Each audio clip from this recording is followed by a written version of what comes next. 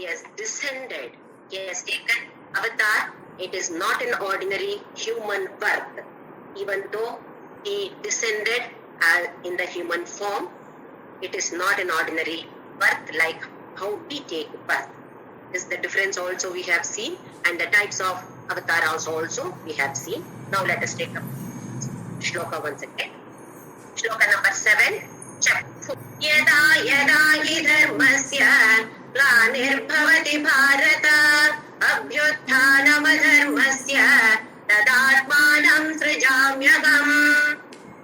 Yada yada, whenever, when, like yada means when. Whenever dharmasya glani. Glani means decline. Decline of dharma, bhavati. Whenever it happens, Bharata addressing Arjuna, abhyuttanam adharmasya tad atmanam srijamyaham. Dharmasya glani. Decline of glani, that decline of dharma has taken place, and abhyuttanam adharma. Utthana means rising up. Abhyuttana, like greatest, the Shrestha, Utthana, highest level of rising up of adharma. Abhyuttanam adharmasya. When adharma has risen up, tat, then atmanam srijami aham. I create my own self. Srijami means creating or manifesting. I manifest myself. By myself, I manifest in the world, so that when, so that is in the next shloka. Why is given in the next shloka? Here he says, whenever there is decline in the dharma and rising of adharma, then I descend or I manifest. Now, this is like an immunity system or a fuse, stabilizer. Earlier days, in fridge and all, we had to use an external stabilizer. Now it is all internally built, so we don't need to have a separate stabilizer. What is the purpose of this stabilizer or fuse? Whenever there is a surge, upsurge in electricity or voltage, the device gets damaged. We have to prevent this. For that purpose, stabilizer, fuse, all these are electrically used. Now, this universe is a beautiful creation of our greatest creator, Parabrahma. How beautifully he has created this. He is intrinsic, intelligent immunity system. He himself has created, and he himself is the fuse or a stabilizer for this, or immunity system.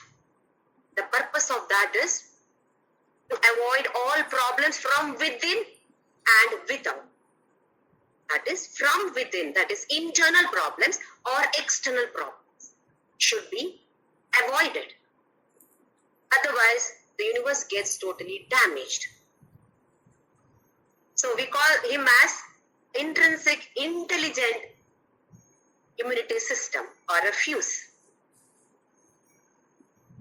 He has to descend when there is decline in dharma.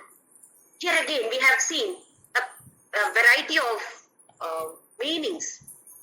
It's a very, very elusive word, dharma. In English, probably we do not have a particular exact word for this particular dharma word in Sanskrit. In the previous chapters, in second chapter, we saw swadharmam api chaveksha na vikampitum arhasi. That is, what is swadharma? Krishna has explained to Arjuna.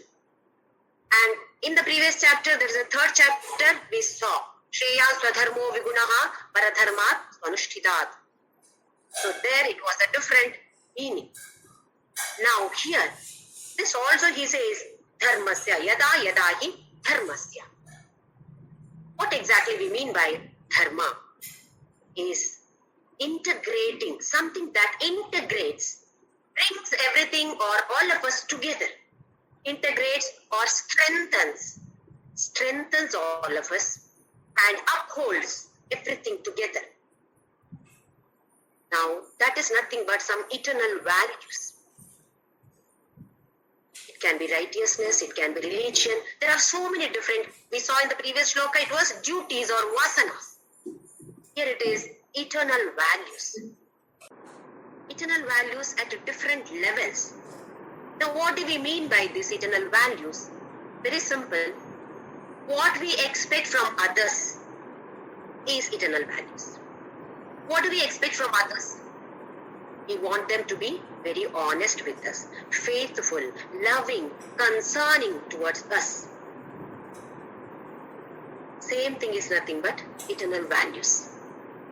Whatever we expect from others to us is nothing but eternal values.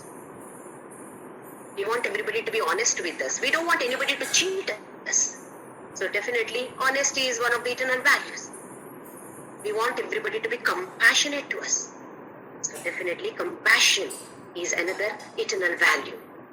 So like this, there are so many different eternal values by following which dharma is regained. If everybody follows this type of eternal values, dharma can definitely be regained. It is not going to be difficult, but everybody should try. We all should try, put our best efforts towards these eternal values. Now these eternal values are at different levels. What he speaks is about cosmic level. Before reaching that cosmic level, individual level. See how beautifully he has created our body. If there is an external particle entering our eyes, immediately there is immunity system over there. Tears. We are not crying, but tears roll down because that external particle has come there. So these eye glands generate this tears so that the external particle is thrown out. There is no difficulty for the eye. What a beautiful creation of God. Otherwise it would have been so difficult. Anything external enters our nose, immediately we sneeze. Throw it out. The body throws it out. So at individual level, we have to follow these eternal values.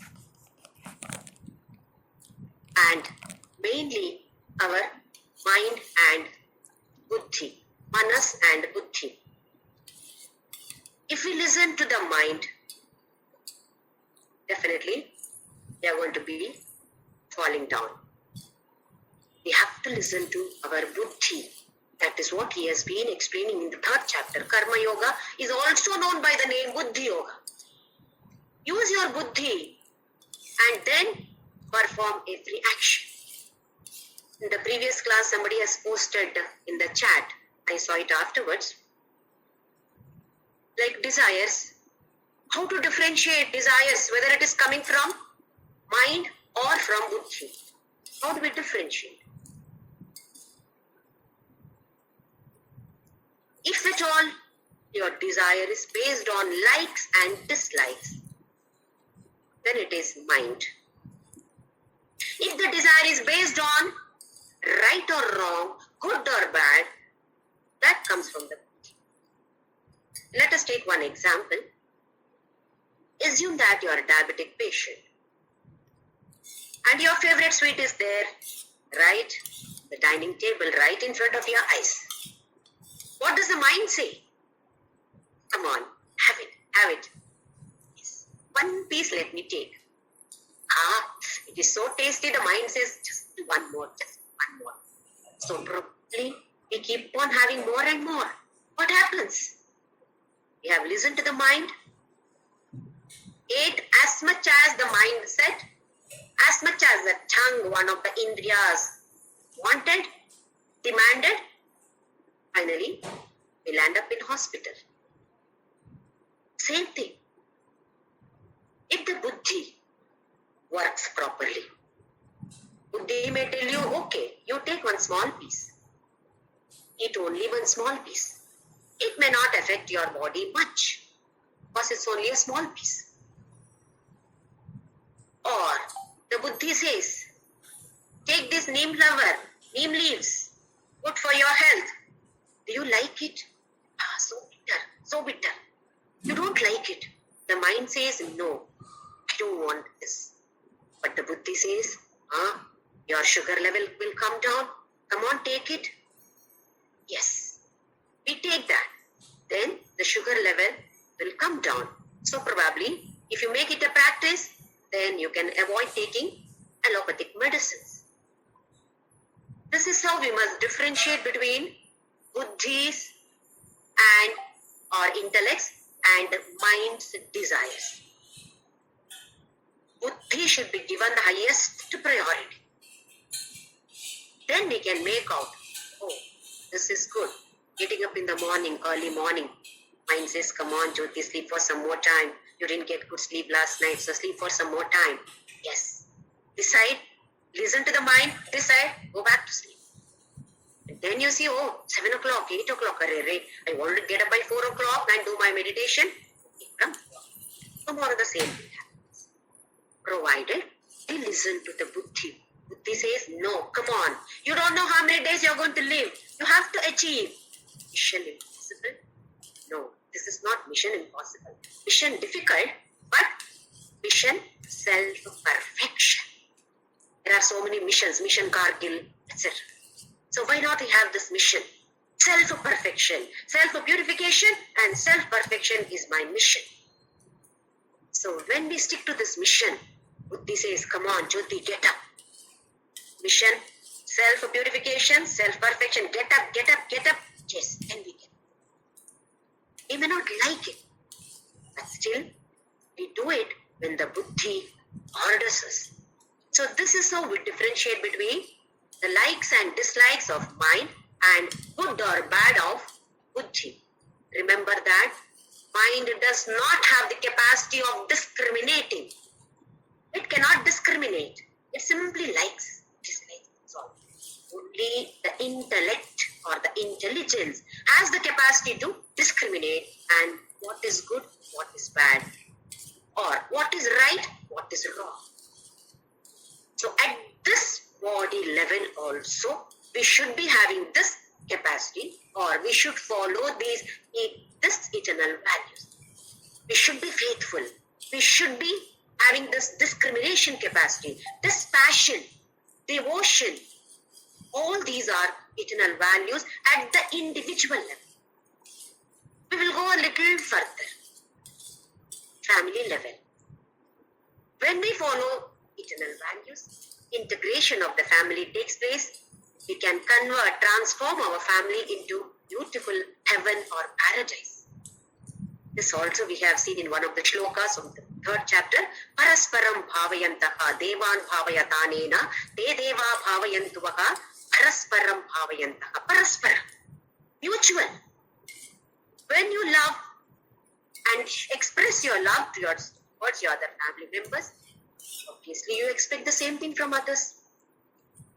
So when everybody in the family understands, egoless, no selfishness, all these are eternal values.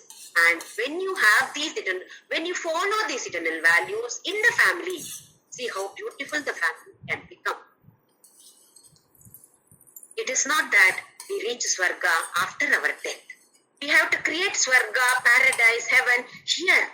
In this world, in our birth, we have to create this. It's in our hands. Probably we may say, I am doing this, but others are not following. Let us not have such thing that others also should follow. If they follow, definitely well and good, excellent. But if they don't follow, then where are we focusing? We are focusing on their negativities. So what is going to happen to us when we focus on negativities? We are attracting negativities towards us. So whether anybody else follows or not, we should follow. I must follow this. Okay, she or he is not doing this to me. Forget their karma. What am I storing here? That is important for me. So like this, at the family level also, that harmony should be there. Move to the next level, national level. At the national level, harmony should be there, which is not there now. Similarly, at the cosmic level, at the universal level, cosmic level, harmony is disrupted. Bhagavan has to come down. So at the different levels, probably we do not know how to attain that harmony at the cosmic level. This also he has told in the previous shlokas. Parasparam bhavayantaha devan bhavaya. You share with everybody. This is how you can establish cosmic harmony from our side. And contribute to this cosmic harmony, we must contribute. So here dharma means eternal values. So Krishna says, if you follow these eternal values, then he doesn't have to descend. Everything is well established here. And he may descend, take avatara for the sake of only his leelas. This also we have seen in the previous class. Just to motivate all of us. Just to increase the devotion in all of us, he may descend. But here he says, yada yada hi dharmasya glanir bhavati bharata. When there is a decline of dharma in this particular cosmos, then I have to descend. And what happens when dharma declines? Obviously, abhyutanam adharmasya. Adharma rises up. Then, in that case, he has to descend. Why exactly he descends? That we will see in the next shloka. Shloka number 8, chapter number 4. Paritranaya sadhunam vinashaya cha dushkritam dharma samsthapanarthaya sambhavami yuge yuge. Dharma samsthapanarthaya. These are all different perspectives of the same word dharma. That is why he said dharma is such a wonderful elusive word in Sanskrit, which does not have one particular meaning in English. It means so many things. Here, Swami Chinmayananda has beautifully said, that is, dharma of anything is defined as that without which that does not exist anymore. For example, fire. Heat is the dharma of fire. Can we have something like cold fire? There is nothing called cold fire. It is hot. Fire is always hot. Why? That is the dharma of fire, without which it does not remain to be fire. Similarly, sweet, sugar. Sugar is sweet. That is, sweet is the dharma of sugar. Can we have spicy sugar, salty sugar, bitter sugar? Nothing of that sort. Sugar is sweet, or sweet is the dharma of sugar. Without that, sugar is not sugar anymore. Same concept. When we apply for ourselves, what is it? Without which we are not that anymore. JYOTHI. What is this here? Because of that awareness or Atman inside here, this is existing. The moment Atman is not there, JYOTHI is not. Body is existing because of this Atman or soul. The moment soul is released from this body, body does not exist anymore. So how much of importance should be given to this soul, which we are simply ignoring or neglecting? We are giving so much of importance to the body, which is perishable. Every day there is change in the body. This also we have been explaining in the second chapter. Every single day there is change in the body, which is not there. Changes are not there for Atma or the soul. It remains the same without any change. When we identify ourselves with the body, whatever changes happen to the body, happen to us also. Why? Because I am identifying myself with the body. When I identify myself with this imperishable, changeless, eternal Atma or soul, then there is no change for me, because I am identifying myself with that pure Atman. So here dharma is nothing but that quality or that thing without which it does not appear to be the same again or remain the same. It does not have anything else then. When Atma is released from this body, body is of no use then. Body is of use only when Atma is there in this. So here, dharma samsthapanarthaya, to establish that Atman, that is one aspect of it. Then, first line he says, Paritranaya sadhunam. Sadhu here does not mean a sannyasi. Sadhu, the meaning of this word sadhu means good, very good. If somebody sings very well, then in Sanskrit they say sadhu, sadhu. That means very good or beautiful, that way. So, Paritranaya sadhunam. Paritranaya, protection. For the protection of good people or good-minded people. Vinashaya cha dushkritam. Obviously, opposite of that. Dushkritam, the one who does something evil deeds. Now here, Vinashaya cha dushkritam. We think that Krishna had come down, taken avatara to kill Kamsa, Dantavaktra, Shishupala, etc. To kill them, Krishna's presence was not necessary. Anybody could have killed. Any Rakshasa, another Rakshasa could have killed. But here, Vinashaya cha dushkritam does not mean killing. It is to transform that person's mentality. This is very important for us. And we think that dushkrita means the one who does something evil deeds. So then I say, I have not done anything evil. I am very good. Remember that Kama, Krodha, Mada, Moha, Matsarya, all these are also evils. Even if you have any one of those qualities, dushkrita. We have to call ourselves as evil-minded person. Like how you have position-minded people, money-minded people. So here, evil-minded people. We also come under that category. Any one of these qualities, enemies are there within us. Externally, we might not have done. But internally, what about the thought? Thought is there, jealousy is there, anger is there. For silly reasons we get angry. Yes, anger is there. These are all internal enemies. We are also coming under this category. Vinashaya cha dushkritam. Then, if a person is having some evil thoughts or he has performed some evil deeds, do we think just by killing that person, the chapter is over?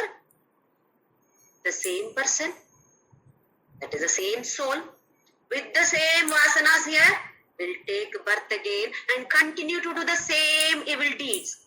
This we have learned now. In the second chapter, we have seen this. This is how we take birth, rebirth, punarapi jananam, punarapi maranam. This is what is happening to us. Why? Vasanas are here. So that person is killed, but the vasanas still remain there.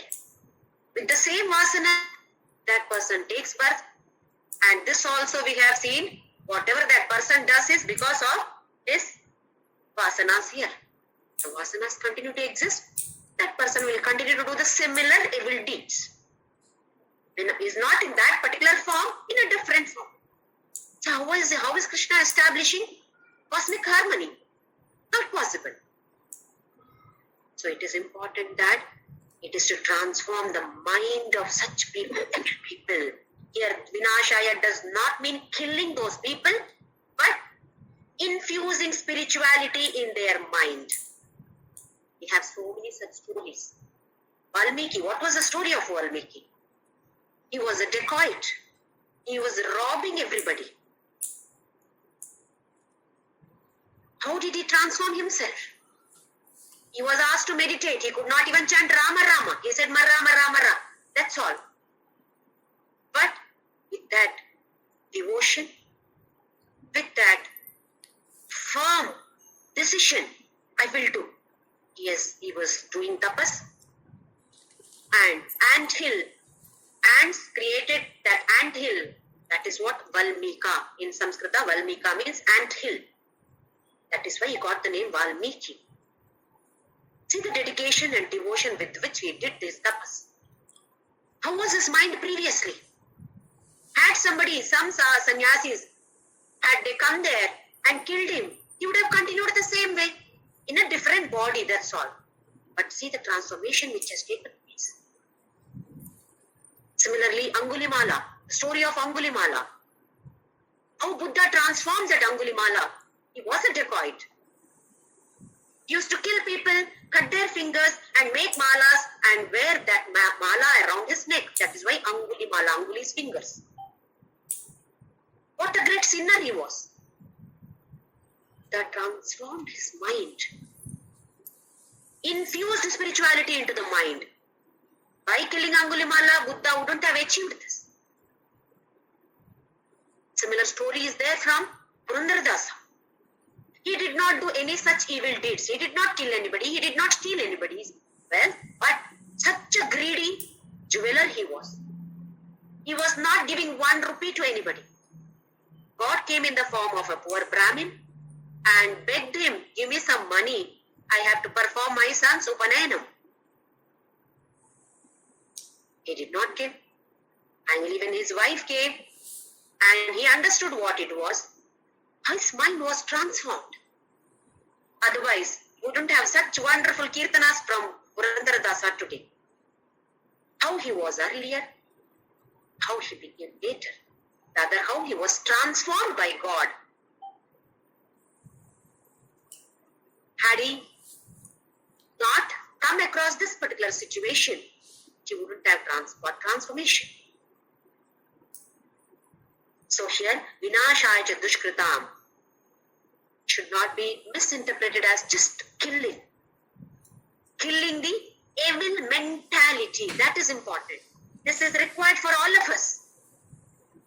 All of us have some or the other such qualities, negativities in us. He has to destroy such mentality of us and infuse such good qualities or eternal values in us so that we reach our vision, self-perfection. So we have to beg Krishna every single minute, take me in this path, take me in this path. Dharma samsthapanarthaya.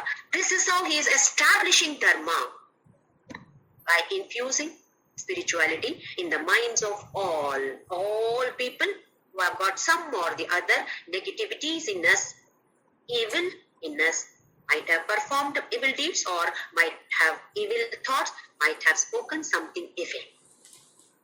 So he has to establish dharma. Cosmic harmony has to be established. We call this a samashti. Vyashti is individual, samashti. Samashti is universal. When we have this universal vision, then eternal values is nothing but a byproduct of it. How do we have this universal vision? When we identify ourselves with this Atma. This body divides. I feel I am different from you. You are different from another person. Why? Because the bodies are visible like this. My body, your body, this thing, that object. It is in different forms. So forms divide us. Atma, consciousness, awareness is formless. So when we identify ourselves with that formlessness or formless Atman, then integration takes place. Everything in this world is me. Who am I? I am this soul. I am this awareness. Where is this awareness? Everywhere. There is no place where awareness is not existing. Then what do we feel? Everything is me. This is how the great saints felt. When we have small cut in a little finger, painful. How did we feel this? How do we feel? Because it's my little finger. I'm able to feel the pain. Same way, whole universe is saints' body.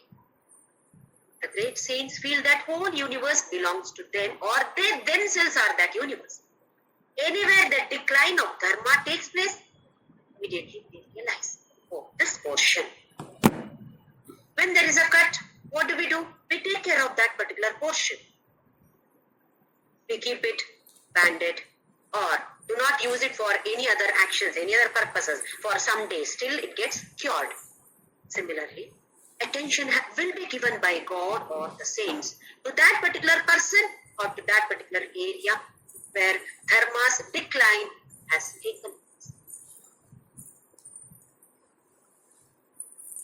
My Guru Papa's disciple, Mataji Krishnabai, she is also my Guru.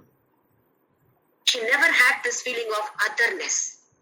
Everybody was for her, she herself. She used to scold some people. And somebody asked her, why do you scold? It's you only. Yes, it is me only. When some part is having some problem, I take care of that. That is why I've taken care of that person, thinking that that person is me only. That person also is my body, my part of my body. But we misunderstand them, misinterpret them.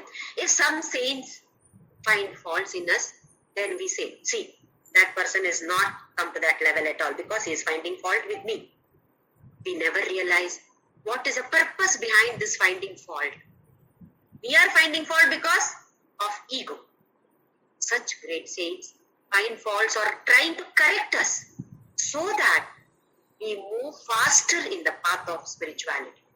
But unfortunately, we misunderstand, misinterpret that, and then simply condemn those saints and stop going to those saints because they are finding faults. For such people, the whole universe is themselves. How was it possible for them? Just because of this focusing only on this Atman or awareness or consciousness. This is what is needed for us. This example I have been telling, once again I will tell you the same example. When we watch a movie in the theater, we identify ourselves with the hero and heroine. If the hero or heroine are happy, we are also happy. If the hero and heroine are finding difficult something, some villain is attacking them, then we are also like this. Why does it happen to us? Did the villain come and attack us? No, it happened to the hero. Whatever is happening to the hero happens to us just because we identify with that hero. Same thing is happening here to us. When we identify with the body, whatever changes happen to the body are happening to us, to me. When we identify ourselves with this Atman, then this Atma does not have undergo any change. It is always the same. So externally anything happens, we will not be affected by this. This is the basic concept of Bhagavadgita. The foundation of Bhagavadgita on which the whole Bhagavadgita stands is only this. Who am I? I am not this body. I am this pure soul which is internal, abhyaya. So many adjectives are given. So let us all try to focus on that. It is not easy. It is difficult, but definitely it is not impossible. So we have to achieve this one day or the other. All of us will definitely achieve this, even though it is difficult. So here he says, "Sam dharma samsthapanarthaya sambhavami yuge yuge." Every yuga, I manifest. I have to manifest because I have to correct you all of you, not only one or two people. When majority of people are not following these eternal values, then definitely cosmic harmony is disrupted. So he has to manifest. Sambhavami, I manifest. That is, in the previous shloka he said, that Atmanam srujamyaham, by myself, I manifest my own self. Whereas it is not the case with all of us. We are not taking birth by ourselves. We are taking birth because of our ignorance. This also the previous class we have discussed. So we will move on to the next shloka, shloka number 9. Janma karma cha me divyam evam yo vetti tattvataha yattva deham punarjanma naiti mameti sorjuna. Janma karma cha me divyam. My janma, my birth, my karma. Whatever karma that I perform, all these are divine, divya.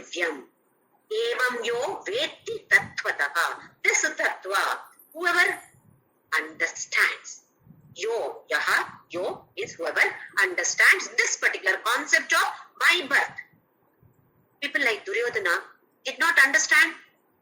Why? Is Krishna was existing there. When Krishna showed Vishwarupa Darshana also, Duryodhana said it is a magic. Because he never even thought that this person is only in this body, he is actually Parabrahma. No, people did not realize. So many people there who were against Krishna. Why? They did not realize. Why?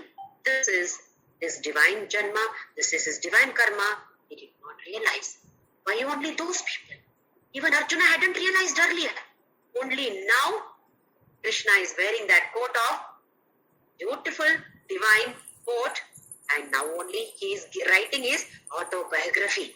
Arjuna, I am not an ordinary cousin of yours. I am not ordinary friend of yours. Fine. My Janma, my Karma, all these are divine. Whoever understands this, Tyaktva Deham Punarjanma Na Iti Mam Iti Sa Arjuna. Whoever understands this, that person Saha, that person Arjuna, Tyaktva Deham, once he leaves the body, once he drops the body, Na Punarjanma, no Punarjanma. Here once again, understanding, yes, we can also understand now. Oh, Krishna was divine form, Krishna's karma was divine. Yes, all of us understand. Easy to speak, easy to listen, easy to understand also that way. But implementing that, experiencing that is difficult. That is what here Yo Veti Tattvaha, understand means it is not only understanding, it is experiencing. One should experience. If I say pain, my head is aching. If somebody had already had a headache, then that person would understand what is that headache. A person who has now undergone that. If I say ache, okay, ache. How is that? That a person who has undergone that experience only will be able to understand. Isn't it? So same way, we all must experience that his birth was divine, his karma was divine. Only then, Tyaktva Deham Punarjanma. Deham Tyaktva, he said, not dying, dropping the body, leaving the body. When that person leaves the body, so who is that person? Atman. Here, when we leave the body, we will not have Punarjanma, only when we experience Krishna's divine form and his divine karma. Next shloka, shloka number 10. Pita raga bhaya krodha manmaya mamupashvitaha bhagavo jnana tapasa utamad bhava magataha. Pita raga, free from raga, aya, krodha. In many shlokas we come across these three. Raga, aya, krodha. Raga is attachment. This is the basic foundation for all the other internal enemies. He is mentioning only these two, Bhaya and Krodha. When we have attachment, all the other evils are byproducts. By themselves, they come to us. When we have attachment to something or somebody or some situation, then we have fear. Why? If I lose this person, if I lose this object, if I don't get this particular situation, so there is always fear. Then Krodha. When do we get this Krodha? Anger. When we want something and somebody objects to that, then we get angry. Why? Attachment. So attachment is the basic foundation for all these different negativities. You can say negativities are byproducts of this one thing, attachment. So Pita, release or free from raga, aya, krodha, then manmaya, matmaya, chinmaya, chittmaya. Chit is consciousness, maya full of consciousness is chinmaya. Manmaya is full of me. Here, not me, that is Krishna. He says, whoever is full of Krishna. Like how we just now discussed, power-minded people, they want power. Position-minded people, they want position. Money-minded people, they want more and more money. Greedy. Why not we all become like Manmaya? All Krishnamaya. Everywhere should be filled with Krishna, top to bottom. body and mind should be filled with completely with Krishna. That is what he says. Manmaya. Totally me only, nothing else. Then, Mam Upashritaha. Taking shelter in me. We take shelter in so many different people. He says, take shelter in me. That is surrender. Surrender to me. Then, Bahavo Jnana Tapasa Uta Madbhava Magataha. Bahavo, many.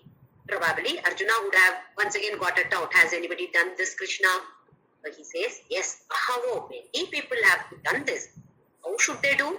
Jnana Tapasa Uta. Uta means pure. Even in Vishnu Sahasrama we come across it. Putatma, Paramatma. Uta. Uta means pure. And Putana. Putana. The one who came to kill baby Krishna by feeding her breast milk. See this word. Putana. Purity? No. No purity at all is Putana. So here, Puta. Pure. One who is pure. Pure in body, mind and all deeds. Words, everything should be Puta, pure, Jnana Tapasa, Tapas, Tapa, Parantapa. Tapa means burning. What do we burn? With the help of Jnana Tapas. With the help of knowledge, we burn all our negativities. How is it possible? Shravana, Manana, Nididhyasana. First we listen. Listen to various satsangas.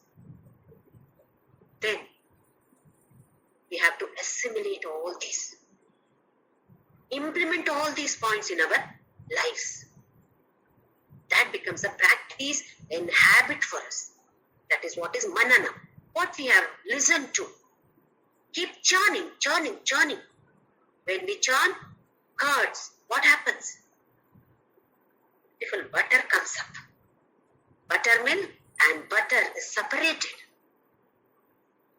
So here, with the help of the knowledge, fire of knowledge, we have to burn all our negativities.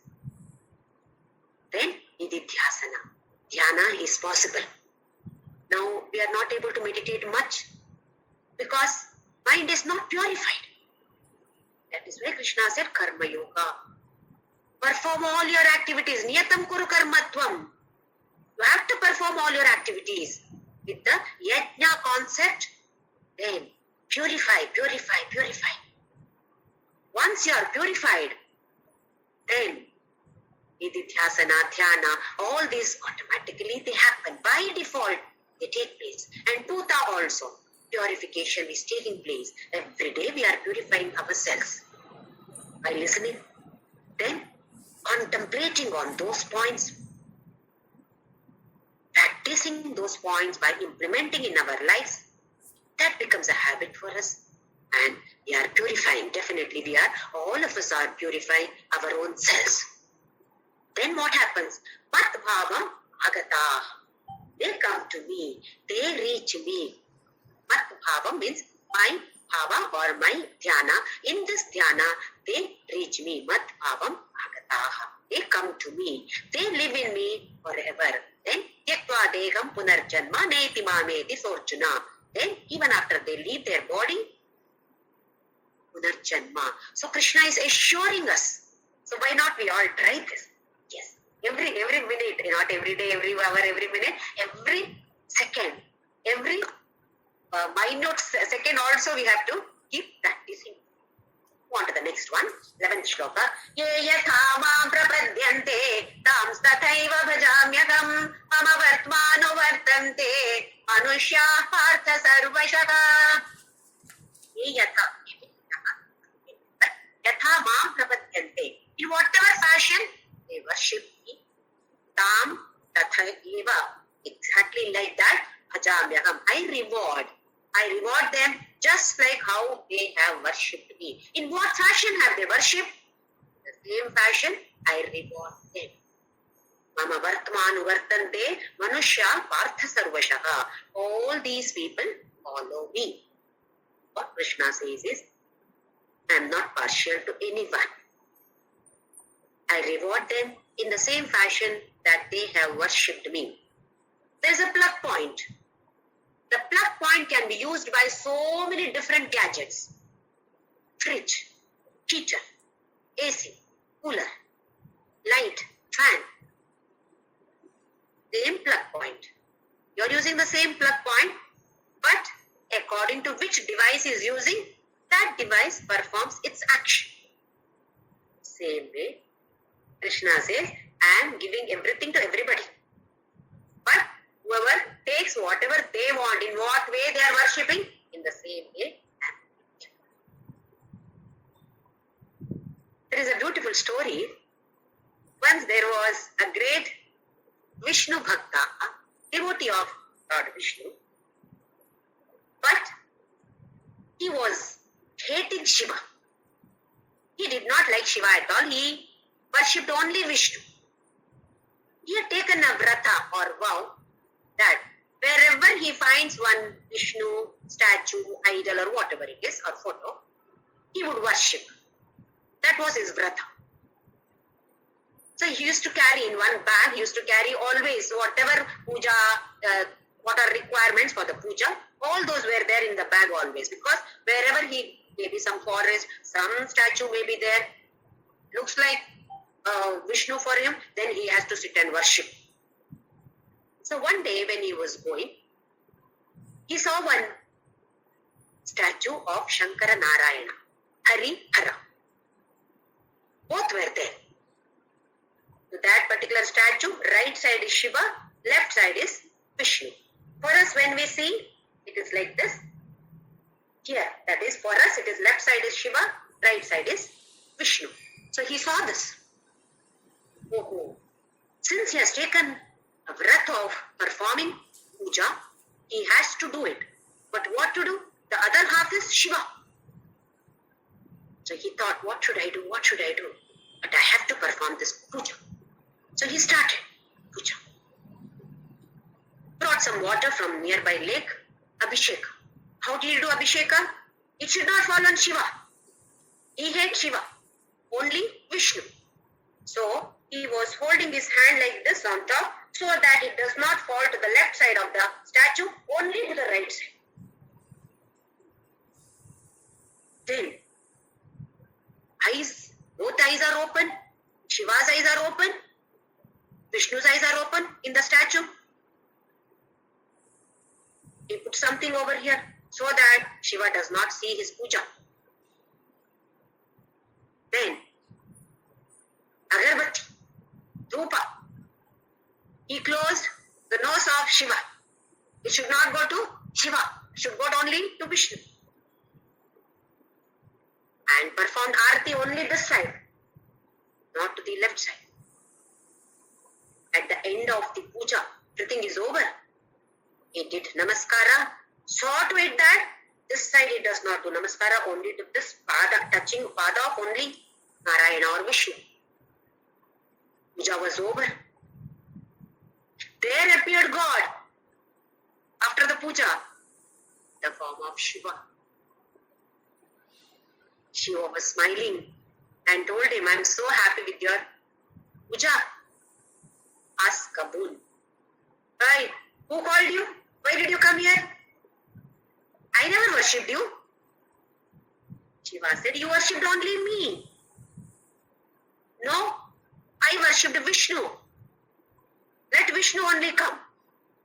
Shiva said, Oi, you worshipped only me. Your focus was only on my eye, only on my nose, only on my pada, where you are going to touch this. It should not be touched, it should not be touched. You kept on thinking only about me. Did you think of Vishnu? Whom did you think of? Then this person realized, oh yes, I never even gave any importance to Vishnu. Thinking of only Shiva. Why? I should not do this, I should not do this to Shiva. So finally, thought was only of Shiva. So like this, even Kamsa and all, always thought of Krishna. Even though it was to kill Krishna, he thought of only Krishna always. So what Krishna says here is, Ye yatha ma prabhadyante tam tathaiva bhajamyaham. However, whatever fashion you worship, accordingly I reward. Then, if a person asks for this, chalo, he has asked for this, now let me give this. This person has asked for something else, some other object, some other situation, some other person. Come on, take it. Same way, if he asks for that final stage, that also is ready to give. But unfortunately, we are not asking for it. Our focus is only on the worldly, the monstrous worldly attachments. Monster. That is the monster within us. We all are monsters only then. So we have to transform ourselves. So here we must remember this. Ye yatha mam prapadyante. In whatever way I worship, same way I am rewarded. What am I worshipping for? I am going to Tirupati. I am going to this temple, that temple. What for? All of us know the reason. I should be keeping good health. My husband, my children, my wife should be keeping good health. We should get promotion. My daughter, my son should get married. My daughter, my son should get children, good children. These are all our petty desires. That is why we go to all temples. That is why we get something similar only, nothing beyond that. Manushyanam sahasreshu kaschidhyatati siddhaye. Krishna says, very, very rarely we find people who reach that stage. Why? Because of this monster attachment to the worldly things, worldly petty things. So let us slowly, it is difficult, but slowly we should transform our own self. We'll move on to the next shloka, 12th shloka. Kankshanta karmanam siddhim yajantaiha devataha chipram himanushe loke siddhir bhavati karmaja. If it is so, then probably Arjuna has got it out. Why not many people reach that stage then? However they are worshipping, in what fashion they are worshipping, that fashion you are rewarding them. Then there must be many people who have reached you. So Krishna says, Angshantaha karmanam siddhim yajanta devataha. Angshantaha karmanam siddhim. Yes, for the success of many different actions, many people longing for fulfillment of different wishes, different desires. Yajantaiha devataha. In this world, people worship different devatas. What are those devatas? Again, like how we say Shanti, Shanti, Shantihi, different devatas are there. Adhyatmika, Adibhautika, Adidaivika. Adhyatmika, within our own self. We worship our body parts. Different devatas are there for different parts. Yes, don't we worship? Including hair, we worship everything. All these are different devatas. Then, Adibhautika. We worship so many different people. By buttering them, giving them this. Why? I need promotion. I want some help. So give them this, give them that. Aren't we worshipping them? Giving them so much of importance is worship. Then, Adidaivika. Some problem of grahas, Rahu, Ketu, Shani, we worship all of them. Particular shlokas we chant, we offer particular naivedya for them. Why? This desire fulfillment. Yajantaiha devata, so many people, they all worship. Chipram himanushe loke, siddhir bhavati karmaja. By Chipra. In this world, manushe loke. In this loka of Manavas, Chipram. Immediately. Siddhir bhavati karmaja. In this loka, you get all results immediately. That is, in the materialistic world, results are immediately achievable. In the spiritual world, it is not so. It is very slow. It is not visible. In the materialistic world, results are visible. Results are gross. I can show I've got a big house. Then people know I've got more money. I've got to buy a big car. 20 lakhs, 25 lakhs, 1 crore. Oh. Lot of money, rich person. It is not visible in the path of spirituality. You can never say a person that this person has achieved that. No, you can never say. Somebody may speak, somebody may talk like this about Bhagavadgita. No, that is not a signal that person has achieved. No way, you can never say. So what Krishna says is, it is difficult for these petty fulfillment of these petty desires. All these people in the world, Manushe Loki, in this world, they worship different devatas. Kshipram, immediately they get result. Siddhihi bhavati karmaja. Why? Karma. From their whose work, karmaja. Born out of their karmas, with the help of these worshipping of devatas, they achieve. But in this spiritual field, achievement is not visible, it is slow, it is very, very subtle. In the materialistic world, achievements are visible. You may find their names in the top of the first front newspaper. It is visible. Everybody will come to know. This achievement in the field of spirituality is very, very subtle. Nobody can make out how far this person has reached. No. That is why Krishna says, very few people take this path. Very, very rarely people come to this. One thing is, it is very difficult. Why? So much of discipline. You have to follow discipline.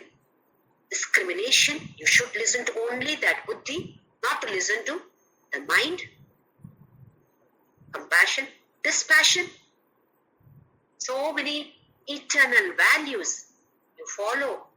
Only then you can reach the highest here.